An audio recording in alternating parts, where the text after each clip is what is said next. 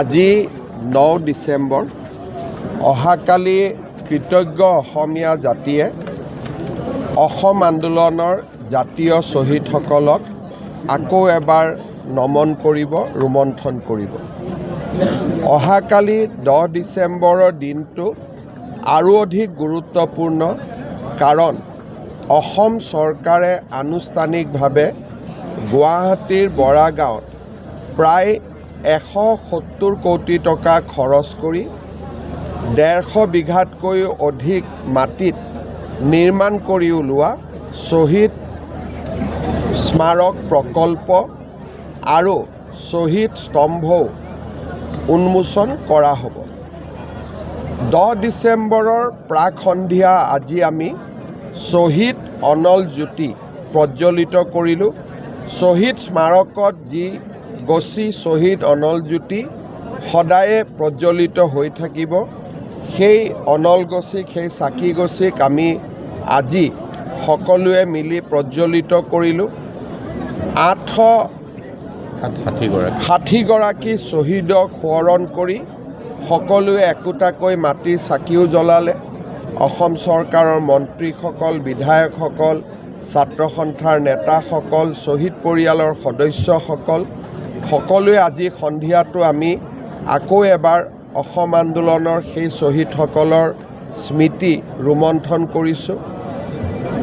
অসমত ভাৰতীয় জনতা পাৰ্টি অগপ দলৰ চৰকাৰ গঠন হোৱাৰ পিছত আমাৰ সকলোৰে এটা আশা আছিলে যে আমি গুৱাহাটীত এটা শ্বহীদ স্মাৰক নিৰ্মাণ কৰিম।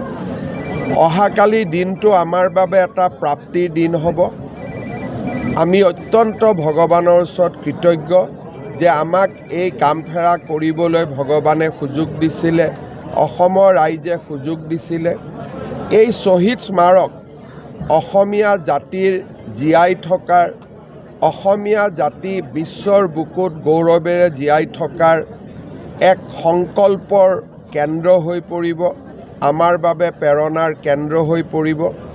দুৰ্যোগৰ মাজতো, অন্ধকাৰৰ মাজতো অসমীয়া জাতিয়ে জীয়াই থকাৰ বাবে সংগ্ৰাম কৰিব লাগিব, আৰু এই সংগ্ৰামক এই শ্বহীদ স্মাৰকে সদায়ে প্ৰেৰণা যোগাই যাব। মই অত্যন্ত আজি পবিত্ৰ অনুভৱ কৰিছোঁ যে আমি শ্বহীদ অনল জ্যোতি আজি ইয়াতে আমি শ্বহীদ প্ৰণাম জ্যোতি আজি আমি ইয়াতে যিডাল অনল শিখা সদায় জ্বলি থাকিব তাক আমি প্ৰজ্বলিত কৰিছোঁ। শ্বহীদ প্ৰণাম জ্যোতি, শ্বহীদ স্মাৰক, এই সকলোবোৰে অসম আন্দোলনৰ স্মৃতিক সদায় সজীৱ কৰি ৰাখিব।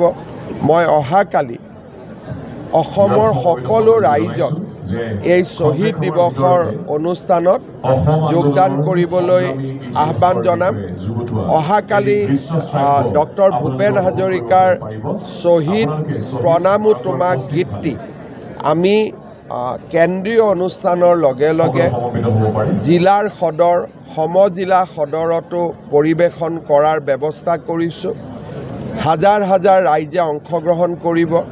মই অসমবাসী ৰাইজক অহাকালি গুৱাহাটী অথবা তেওঁলোকে বাস কৰা জিলা সদৰ, সমজিলা সদৰত একত্ৰিত হৈ অসম আন্দোলনৰ শ্বহীদসকলক প্ৰণাম জনাবলৈ আহ্বান জনাম। 1980 চনৰ 10 ডিচেম্বৰ তাৰিখে শ্বহীদ খৰ্গেশ্বৰ তালুকদাৰে প্ৰাণ আহুতি দিছিল।